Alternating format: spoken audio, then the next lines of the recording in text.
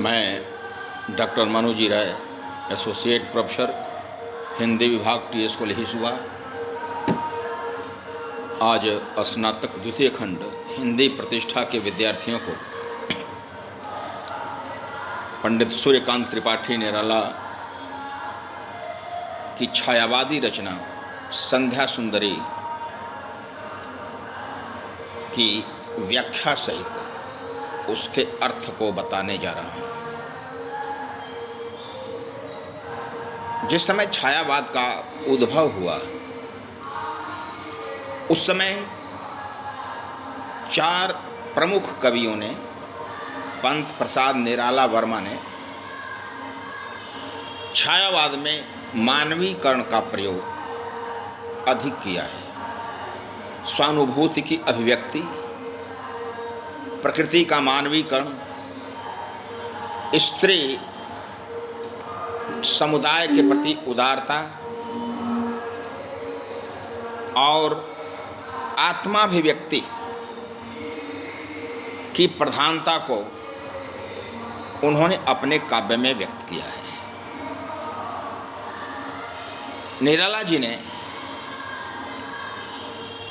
संध्या सुंदरी कविता में यही भाव रखा है। पूर्णतः प्रकृति का मानवीकरण है। जैसे जोही की कली जो उनकी प्रथम रचना है, वह भी प्रकृति का मानवीकरण है। उसमें मनुष्य न तो प्रेमी के रूप में है न प्रेमिका के रूप में, लेकिन मनुष्य के ही कार्य व्यापार का प्रकृति के दो पदार्थों पर आरोपण है। यहाँ भी संध्या सुंदरी को एक रूपसी अप्सरा के समान बताते हुए कवि उसके वैशिष्ट्य को छायावादी स्वरूप में अभिव्यक्त करता है। तो सबसे पहले देते हैं दिवसावसान का समय। दिवस का अवसान समीप था, इससे आरंभ हुआ है जो प्रिय प्रवास काव्य है उसका पंडित अयोध्या सिंह उपाध्याय हरियोध ने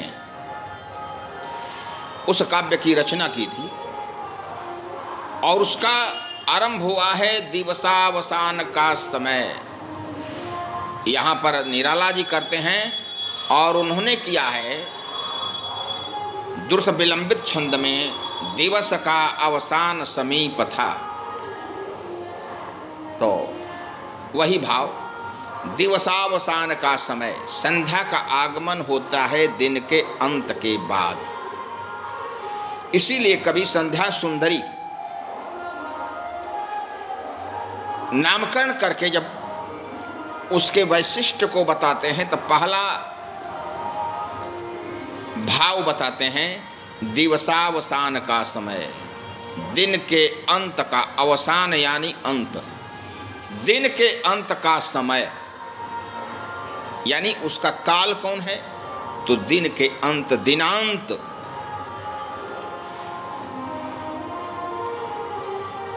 मेघमय आसमान से उतर रही है और बादलों से हो करके आसमान से उतर रही है कौन, संध्या सुंदरी। मेघमय आसमान से उतर रही है, बादलों से भरे हुए आसमान से संध्या सुंदरी क्रमशः उतर रही, धीरे धीरे मंथर गति से उतर रही है। वह संध्या सुंदरी, वह संध्या सुंदरी, वह शब्द कुछ कवियों को ज्यादा प्रिय है, खासकर निराला जी को।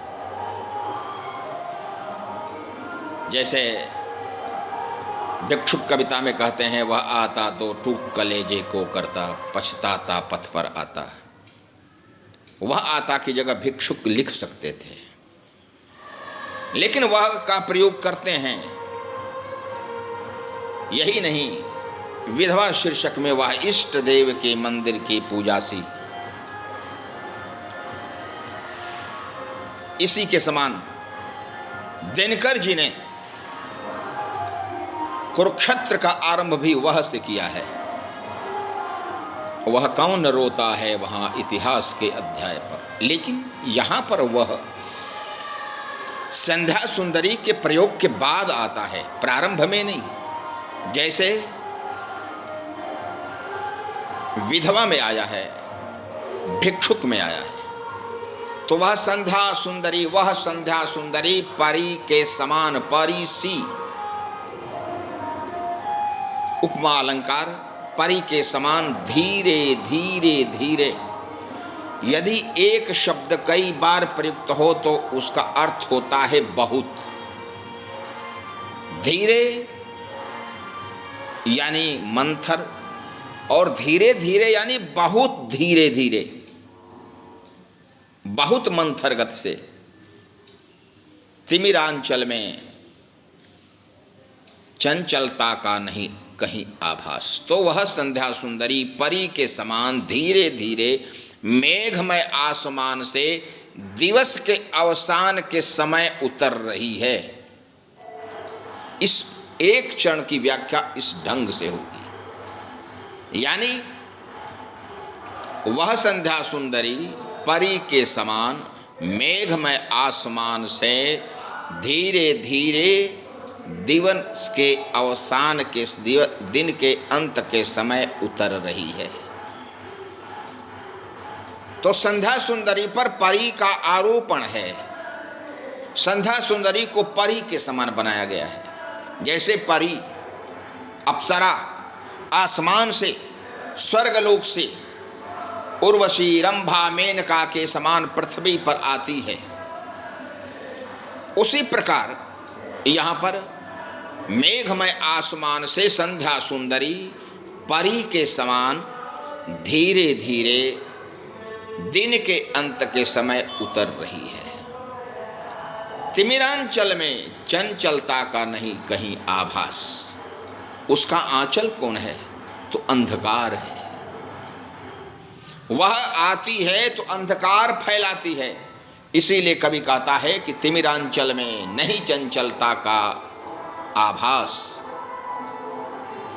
उसके अंधकार के आंचल में कहीं चंचलता का आभास नहीं है।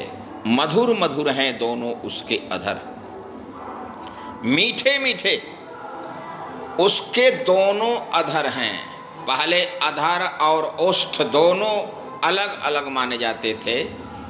ऊपर वाले को ओष्ठ कहा जाता था, नीचे वाले को अधर। अधर कहते हैं अध से बना है। अधः का अर्थ होता है नीचे, अधोगति, अधः पतन। तो जो निचला बोट है उसको अधर, ऊपर वाले को होष्ठ या ओष्ठ। लेकिन बाद में दोनों को अधर कहा जाने लगा, दोनों को ओष्ठ कहा जाने लगा।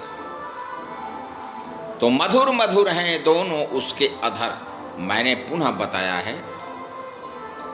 कि एक शब्द यदि कई बार आता है तो उसका अर्थ ये होता है कि बहुत। मधुर का अर्थ मीठा, लेकिन मधुर मधुर दो बार आया यानी बहुत मीठा। एक मधुर यहाँ पर विशेषण बन जाता है जो आधिक्य को सूचित करता है। तो मधुर मधुर हैं दोनों उसके अधर, किंतु गंभीर नहीं।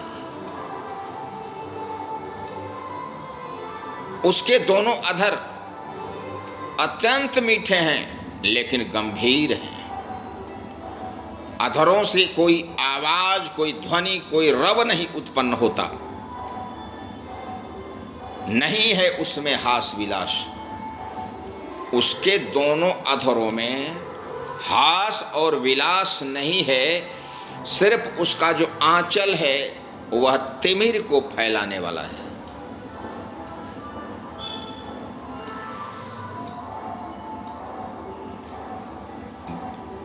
अब अगले चरण में हंसता है तो बस केवल तारा एक। उस संध्या सुंदरी को आसमान से उतरते हुए देख करके एक तारा हंसता है। तारा अपनी प्रेमिका को देखता है। वह प्रेमिका कौन है? संध्या सुंदरी। सामान्य संध्या नहीं, संध्या सुंदरी है। वह सुंदरी जो परी के समान सुंदर है, और वो जो ही उतरती है धीरे धीरे, उसी समय जो एक तारा है जो सबसे पहले उगता है आसमान में, उसे देख करके हंसता है।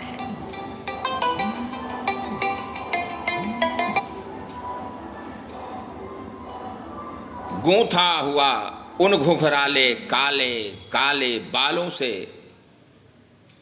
हृदय राज्य की रानी का वह करसता है अभिषेक।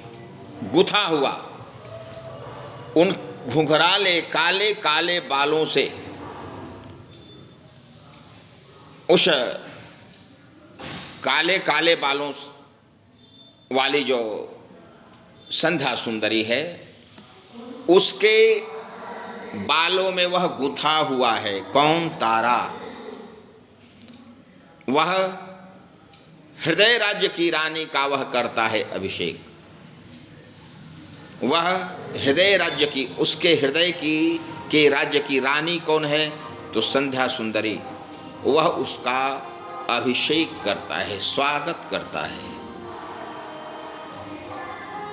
तो संध्या सुंदरी का अब वैशिष्ट दे रहा है कि अलसता की सी लता। ऐसा लगता है कि जो संध्या सुंदरी है वह आलस्य की लता है। अलसता की सी लता, सी यानी समान, यहां पर उपमा अलंकार हो जाएगा। अलसता की लता के समान वह संध्या सुंदरी, किंतु कोमलता की वह कली, किंतु कोमलता की वह कली है। क वर्ण की कई बार आवृत्ति हो गई, इसलिए वृत्ति अनुप्रास। किंतु अलसता की,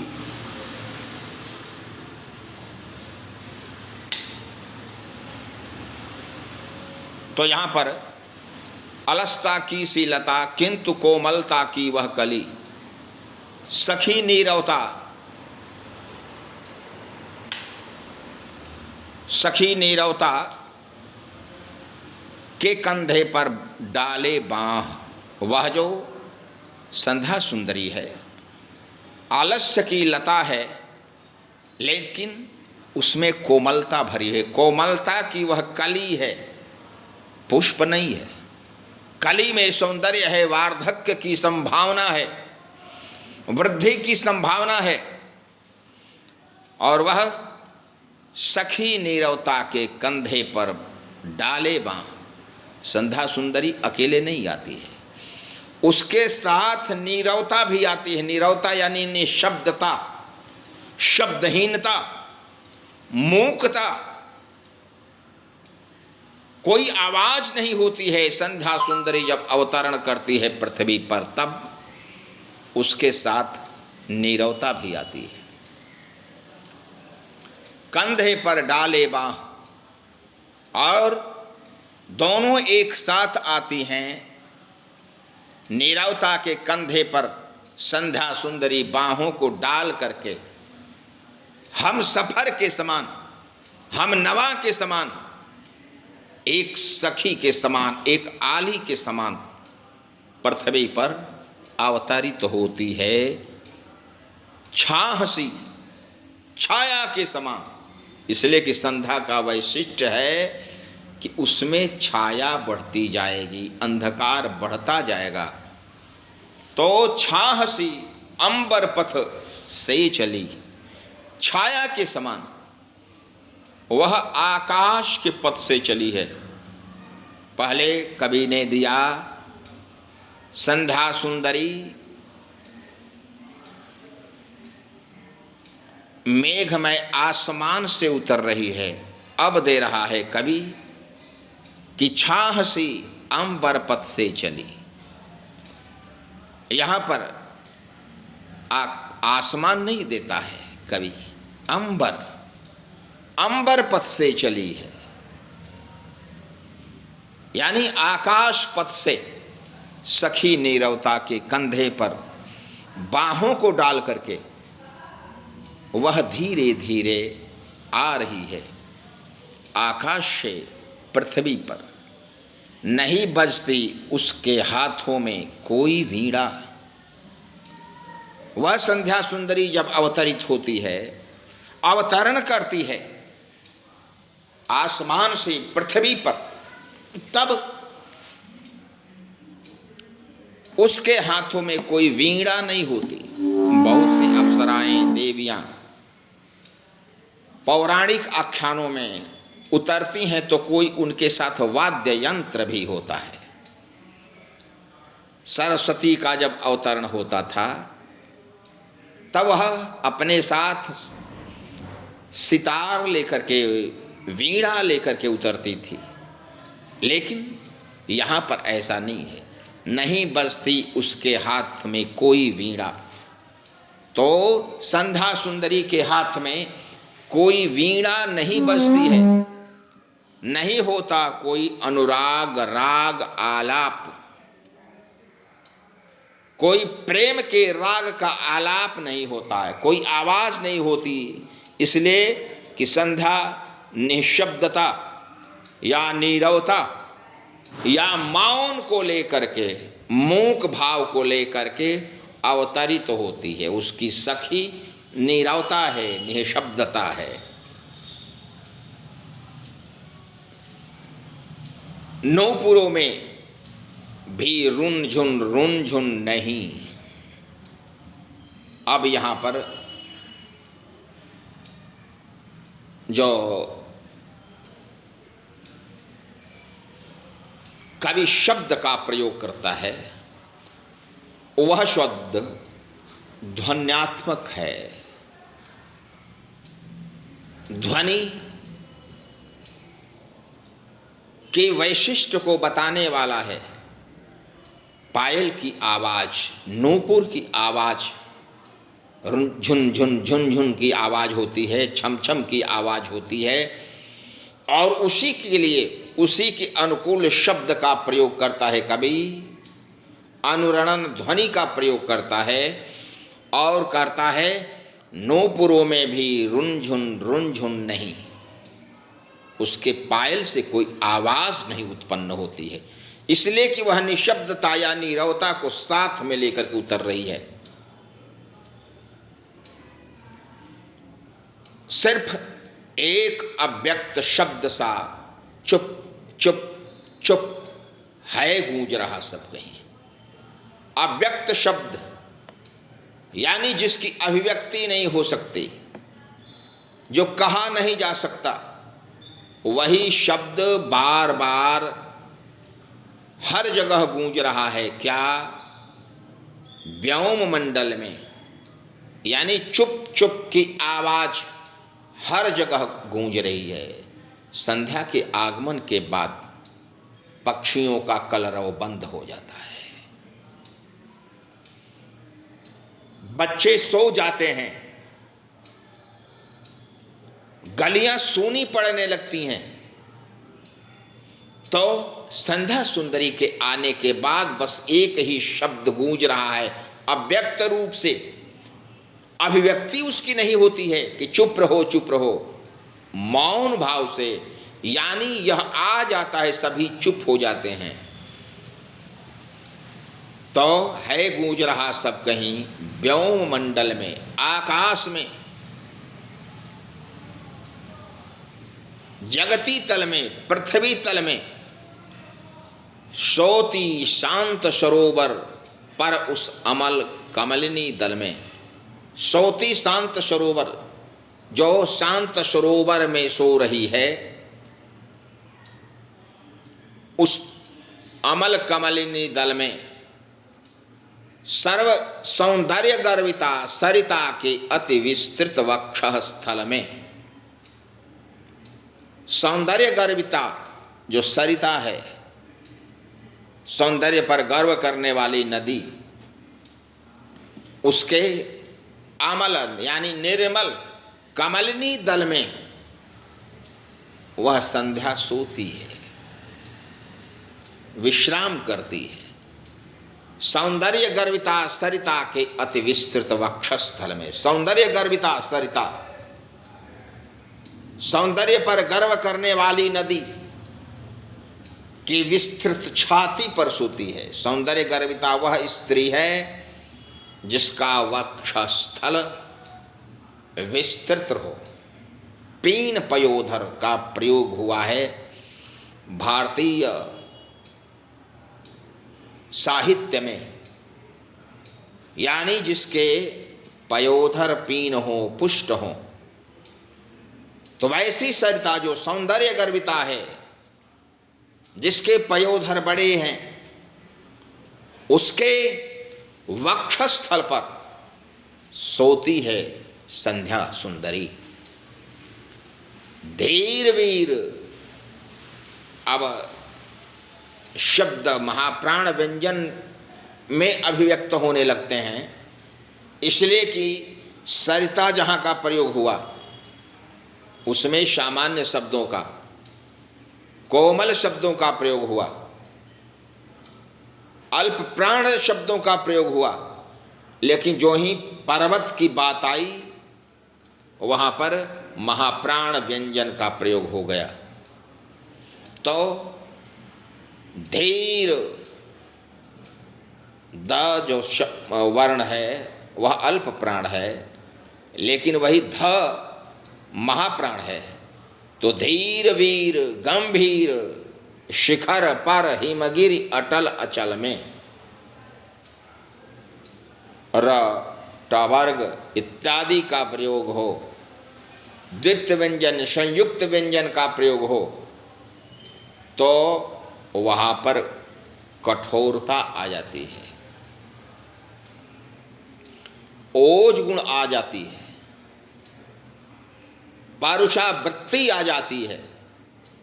तो धीर वीर, अब देखा जाए हर शब्द के अंत में अर वर्ण का प्रयोग हुआ है। धीर वीर गंभीर शिखर पर हिमगिरि, यहाँ तक धीर वीर गंभीर शिखर पर हिमगिरि, 6 शब्दों के अंत में र वर्ण आया है।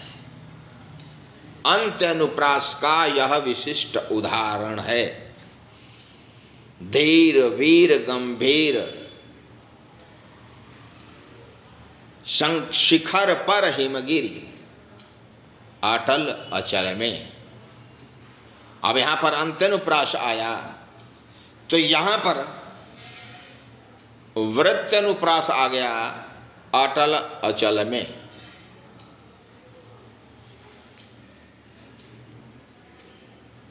तो यह जो कविता है उत्ताल तरंगाघात, पुनः वही द्वित्व व्यंजन संयुक्त व्यंजन और कठोर वर्णों का प्रयोग यहाँ भी दिखाई पड़ता है। उत्ताल तरंगाघात, उत्ताल में डबल त है, द्वित्व व्यंजन है, एक ही वर्ण 2 बार आया है। त उत्ताल तरंगाघात, घात में भी महाप्राण व्यंजन, तरंगाघात प्रलय घन गर्जन जलधि प्रबल में, इसमें रेफ का भी प्रयोग है, द्वित्व व्यंजन भी है, संयुक्त व्यंजन भी है। इसलिए उत्ताल तरंगाघात, जहाँ पर लहरें आवाज उत्पन्न करती हैं, प्रहार करती हैं, प्रलय बादलों के गर्जन से घन गर्जन जलधि प्रबल में, और समुद्र प्रबल समुद्र में भी फैलती है कौन? तो संध्या सुंदरी। उसे कोई अछूता नहीं रहता है क्षेत्र। वह पर्वत पर भी है, शिखर पर भी है, तो समुद्र पर भी है। ऊंचा स्थान पर्वत शिखर का, वहाँ भी संध्या, नीचा स्थान यानी समुद्र का, वहाँ भी संध्या। घन गर्जन जलधि प्रबल में, बादलों की गर्जन में भी संध्या का प्रयोग है। संध्या हो गई, बादल गरज रहे हैं, यानी हर जगह संध्या सुंदरी व्याप्त हो गई है। क्षिति में, पृथ्वी पर, जल में, नभ में, अनिल अनल में 5 तत्व हैं। क्षिति जल पावक गगन समीरा। क्षिति यानी पृथ्वी, जल गगन आकाश, पावक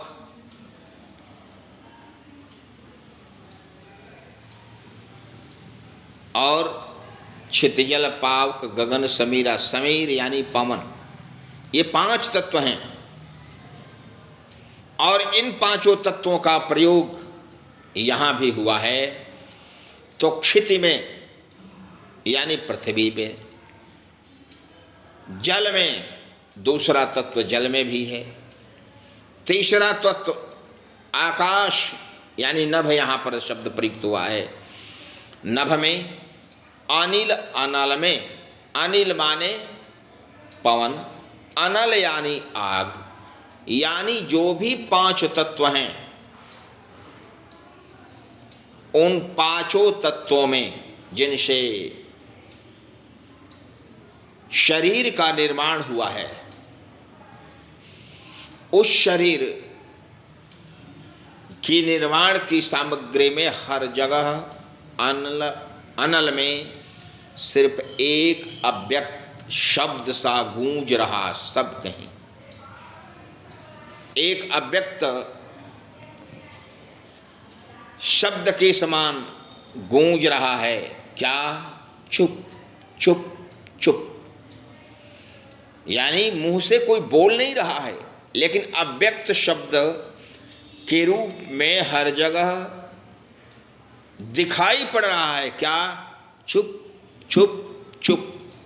यहाँ इस कविता में एक ही शब्द 3 बार प्रयुक्त हुए हैं।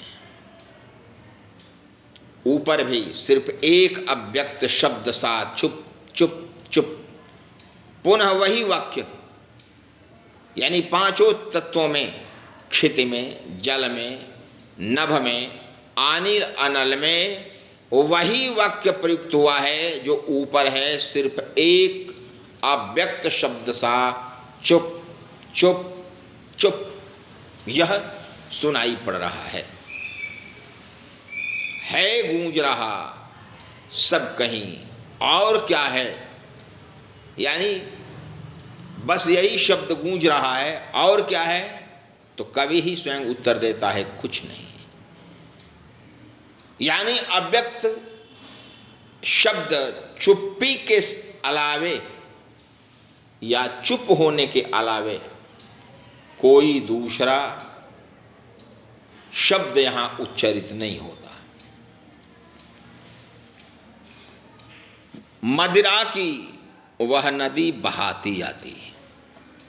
तो संध्या सुंदरी आकाश से धीरे धीरे उतरती है, नीरवता को साथ में लेकर के, अलसता की लता के समान सबको सुलाते हुए, मौन और नीरवता को लाते हुए वह क्या करती है कि मदिरा की वह नदी बहाती आती। वह मदिरा की यानी सुरा की, शराब की या दारू की वह नदी बहाती आती है। बिना कुछ पिए हुए लोग आराम से शिथिल हो जाते हैं, सो जाते हैं। उसमें जो नशा है वह शाश्वत है, वह प्रतिदिन लोगों को सुलाती है। तो मदिरा की वह नदी बहाती आती, थके हुए जीवों को वह सस्नेह, और जो जीव थक गए हैं उनको प्रेम के साथ प्याला एक पिलाती। एक प्याला शराब का पिला देती है, सुलाती उन्हें अंक पर अपने और अपनी गोद में उन्हें सुला देती है। दिखलाती फिर विस्मृत के वह अगणित मीठे सपने, और उसके बाद विस्मृत के वह अनगिनत सपनों को दिखाती है।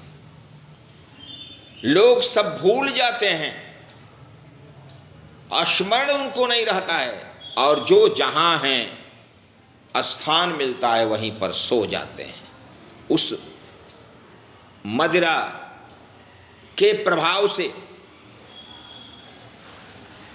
इसलिए कि वह मदिरा की नदी बहाती हुई आती है।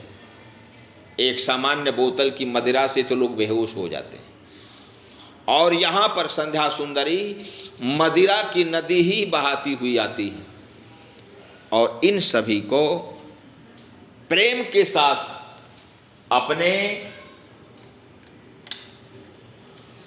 अंक में सुलाती है। अंक शब्द पुल्लिंग है और गोद शब्द स्त्रीलिंग है, तो अपनी गोद हो सकता है, सही है, लेकिन अपने अंक होगा, इसलिए कि अंक पुंलिंग है। दिखलाती फिर विस्मृत के वा अगणित सपने, अपनी छाती पर सुलाती है। जो भी व्यक्ति थके हुए हैं उन्हें, और उन्हें अनगिनत सपनों को दिखाती है। अर्धरात्रि की निश्चलता में हो जाती जब लीन, जब अर्धरात्रि की निश्चलता में वह लीन हो जाती है, तब कवि का बढ़ जाता अनुराग। जब अर्धरात्रि होती है तो संध्या का अस्तित्व समाप्त हो जाता है। संध्या का अस्तित्व है दिन के अंत तक से लेकर के रात्रि के पहले। तो जब रात हो जाती है तब क्या होता है? वह लीन हो जाती है, वह गुम हो जाती है। कवि का बढ़ जाता अनुराग, और तब जो कवि है यानी निराला जी अपने बारे में कह रहा है, जैसा मैंने कहा कि छायावाद में आत्माभिव्यक्ति, प्रकृति का चित्रण, प्रकृति में मानवीकरण, सौंदर्य का प्राधान्य, इन विशेषताओं को लेकर छायावाद का विकास हुआ है। लेकिन उसमें प्रमुख तत्व आत्माभिव्यक्ति भी है, और यहाँ पर उस आत्माभिव्यक्ति को सिद्ध करते हुए कवि का कहना है कि अर्धरात्रि की निश्चलता में जब संध्या लीन हो जाती है, गुम हो जाती है, तब कवि का बढ़ जाता अनुराग। तो कवि यानी निराला का प्रेम अत्यधिक बढ़ जाता है उस अर्धरात्रि में, यानी संध्या सुंदरी के गमन के पश्चात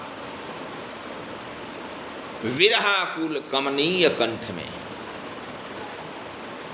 विरह से जो बेचैन है,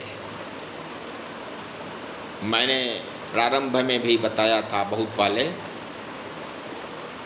कि निराला जी ने जो साहित्य का सृजन किया वह विरहावस्था का सृजन था। उनका साहित्य पत्नी मनोहरा के निधन के बाद सृजित हुआ है, और इस कारण इस कविता के स्वरूप के निर्धारण के क्रम में अनायास ही उनकी आत्माभिव्यक्ति भी निकल गई है। छायावाद में आत्माभिव्यक्ति की प्रधानता रही, लेकिन छायावादोत्तर होने के बाद भी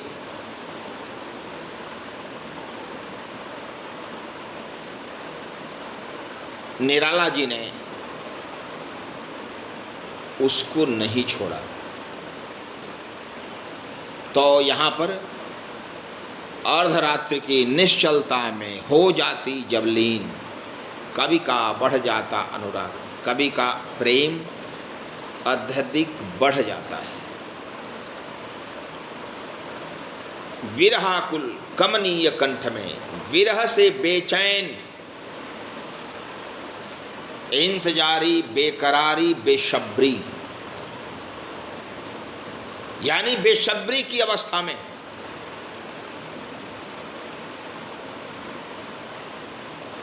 विरह से बेचैन कवि के कमनीय कंठ से क्या आप निकल पड़ता एक विहाग। तो अर्धरात्रि में ही एक गीत गाया जाता है जिसका नाम विहाग है। इसका संकेत छायावादी कवि प्रसाद जी ने भी किया है। बीती विभावरी जागरी, तू अब तक सोई है आली, आंखों में भरे बिहागरी। यानी तो ऐ सखी, तू अब तक सोई हुई है आंखों में बिहाग रख करके, जबकि यह भैरवी का समय है, भोर का समय है। तो बीती विभावरी जागरी में जयशंकर प्रसाद जी ने ब्रह्म मुहूर्त का वर्णन किया है, उषा काल का वर्णन किया है, और उनके ही समकालीन छायावाद के प्रमुख स्तंभों में से एक निराला जी ने संध्या सुंदरी कविता का भी सृजन किया, जिसमें संध्या के वैशिष्ट्य का वर्णन है। दोनों कविताओं में नायिका का चरित्र है, नायक का नहीं। यहां पर संध्या सुंदरी है और वहां पर उषा है। उसकी लतिका सखी है, लो यह लतिका भी भर लाई, मधुमुकुल नवल रस गागरी, अंबर पन घट में डूबो रही, तारा घट उषा नागरी, बीती विभावरी जागरी। तो वहां उषा और लता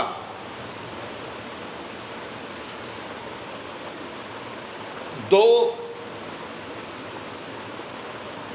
प्राकृतिक स्त्रीवाची शब्दों का प्रयोग हुआ है, और यहाँ पर संध्या सुंदरी की सखी नीरवता का भी उल्लेख है। तो इस अर्धरात्रि की निश्चलता में हो जाती जब लीन, संध्या जब लीन हो जाती है, अर्धरात्रि की निश्चलता आ जाती है, तब कवि का बढ़ जाता अनुराग, तब कवि निराला का प्रेम प्रवर्धमान हो जाता है, बढ़ जाता है, और तब विरहाकुल कमनीय कंठ से, तब उसके विरह से बेचैन बेसब्री की अवस्था में, उद्विग्नता की अवस्था में उस कवि के मुख से क्या है, आप निकल पड़ता तब एक विहाग राग निकल पड़ता है। मैंने जैसा बताया कि विहाग राग रात्रि के मध्य काल में ही गाया जाता है। संध्या वंदन, संध्या को ही सुनाया जाता है। भैरवी भोर में ही गाया जाता है। अब कोई भैरवी को दोपहर में गाए तो यह उचित नहीं है। हमारे यहाँ राग को समय से जोड़ दिया गया, काल से जोड़ दिया गया। किस काल में कौन सा राग गाया जाए। जैसे फागुन में ही गाया जाएगा, कजरी सावन में ही गाई जाएगी, चैता चैत्र में ही गाया जाएगा। लेकिन कुछ ऐसे राग भी थे जिन्हें समय में आबद्ध कर दिया गया। जैसे भैरवी को भोर में, बिहाग को मध्यरात्रि में गाने के लिए रूढ़ कर दिया गया। तो इस कविता में कवि निराला जी ने छायावादी वैशिष्ट का प्रयोग करते हुए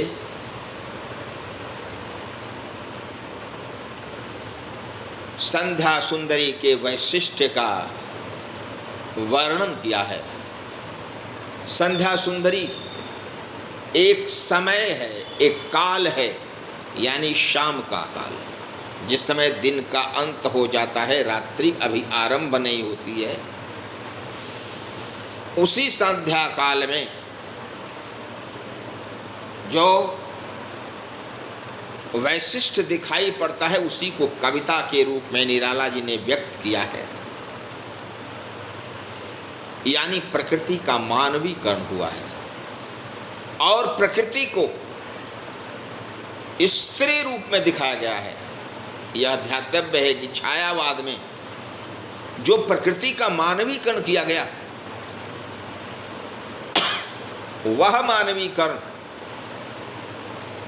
80% स्त्रीवाची ही रहा, यानी स्त्रीलिंग के रूप में ही दिखाया गया, पुल्लिंग में कम है। जैसे मैंने बताया कि जो बीती विभावरी जागरी कविता है प्रसाद जी की, उसमें भी प्रकृति का मानवीकरण है, पूरी कविता में मानवीकरण है। लेकिन मानवीकरण के दौरान उस कविता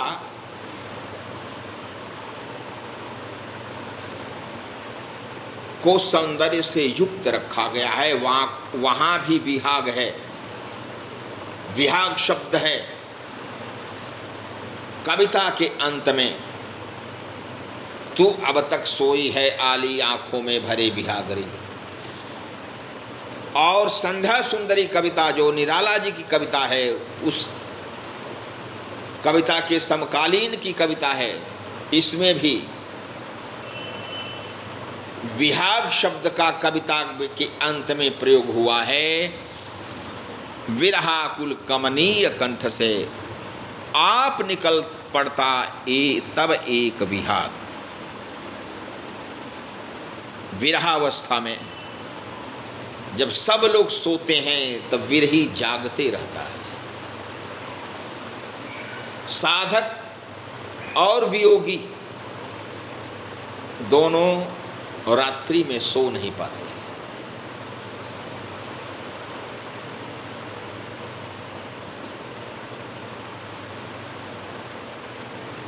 यहाँ भी चूंकि कवि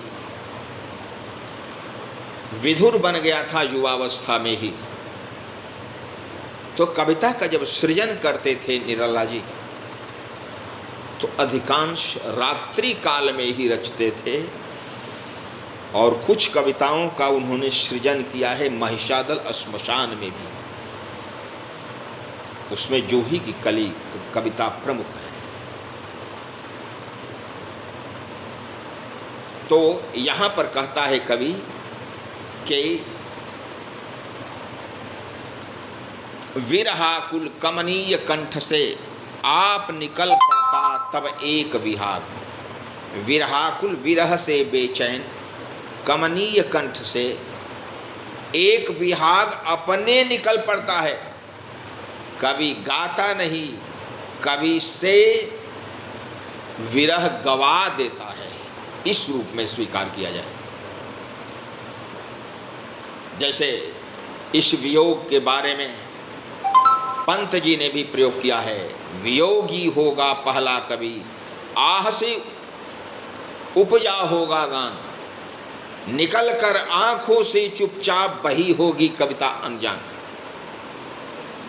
अनजान कविता निकल गई, उस कवि को पता नहीं है, और कविता आंखों से निकलती है, मुंह से हाथ से नहीं निकलती।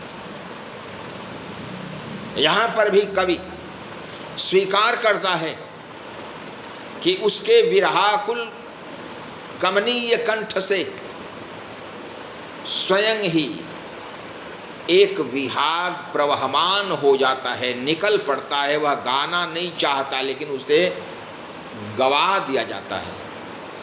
तो यह जो कविता है निराला जी की, संध्या सुंदरी, संध्या को सुंदरी रूप में प्रस्तुत करते, प्रकृति के सौंदर्य का चित्रण करते हुए कवि आत्माभिव्यक्ति की भी अभिव्यक्ति करता है। संध्या सुंदरी का वर्णन करते हैं, लेकिन मनोहरा के दूर चले जाने के बाद अपने विधुर जीवन का भी संकेत कर देते हैं, अपनी आह की भी अभिव्यक्ति कर देते हैं कि जब संध्या का अंत हो जाता है, संध्या मध्यरात्रि में विलीन हो जाती है, तब उस कवि यानी निराला के कमनीय कंठ से स्वयं एक विहाग राग निकल पड़ता है। कवि चाहता नहीं लेकिन कवि से गवा दिया जाता है। तो यह जो कविता है वह विशिष्ट कविता है, निराला जी की साहित्यिक रचना है, प्राकृतिक रचना है, सौंदर्य की प्रधानता वाली रचना है। और सबसे बड़ी बात कि इस कविता के शब्द संचयन में कहीं प्रसाद जी का प्रभाव है, तो कहीं प्रिय प्रवास के रचनाकार अयोध्या सिंह उपाध्याय का प्रभाव। वे लिखते हैं, प्रिय प्रवास के प्रारंभ में दिवस का अवसान समीप था, यहाँ पर कवि निराला जी लिखते हैं, दिवसावसान का समय मेघमय आसमान से उतर रही है संध्या सुंदरी परी सी। तो संध्या को सुंदरी रूप में ही नहीं बताया, बल्कि परी से उसकी तुलना कर दी गई। यानी परी जिस प्रकार आसमान से उतर रही है, वैसे ही संध्या सुंदरी उतर रही है धीरे धीरे। हर जगह चुप चुप की मौन आवाज निकलती है और वह अलसता की लता फैलाते हुए आ जाती है। तिमिर को यानी अंधकार को फैलाती हुई लाती है। वह एक मदिरा पिलाती है सबको और सब सो जाते हैं। वह सखी नीरवता के कंधे पर हाथ डाल करके आती है, यानी अकेली संध्या सुंदरी ही नहीं आती, बल्कि उसकी सहगामिनी नीरवता भी आती है और सबको अपने हाथों से मदिरा पिलाती है। सभी उस मदिरा के प्रभाव से निश्चिंत सो जाते हैं। इस प्रकार निराला जी की यह कविता संध्या सुंदरी छायावाद की प्रतिनिधि रचना है। छायावाद के जितने भी वैशिष्ट्य हैं वे सभी इस कविता में अभिव्यक्त हुए हैं। इसलिए मैं विद्यार्थियों से कहना चाहता हूं कि आप जिस समय कविता का अध्ययन करें, मैंने जो बताया है, कहाँ कौन अलंकार है, कहाँ इससे संबद्ध भाव अन्यत्र अभिव्यक्त हुआ है, तो इसकी व्याख्या के क्रम में उसका आप प्रयोग करेंगे तो आपको अधिक अंक मिलेंगे। सबसे बड़ी बात कि प्रारंभ से लेकर के अंत तक संध्या सुंदरी कविता में प्रकृति का मानवीकरण प्रबल रूप में अभिव्यक्त हुआ है। अभी लॉकडाउन की परिस्थिति है, ऑफलाइन अध्यापन बंद है, ऑनलाइन ही चल रहा है। आप लोग हम लोग के द्वारा पढ़ाए गए पाठ का पुनरावलोकन करें, उसको सुनें, और यदि जहाँ पर नहीं समझ में आता है तो हम लोगों से प्रश्न पूछें, यथासंभव उत्तर दिया जाएगा। धन्यवाद।